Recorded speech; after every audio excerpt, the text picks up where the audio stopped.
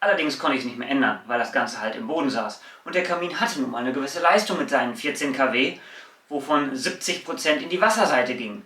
Und dann kam es immer wieder vor, wenn ich viel nachgelegt habe, dass es gezischt hat im Kamin, dass die Thermoablaufsicherung angegangen ist und ich konnte die Wärmemenge, die ich eigentlich hatte und die auch in die Wassertaschen überführt wurde, gar nicht an die Pufferspeicher übertragen.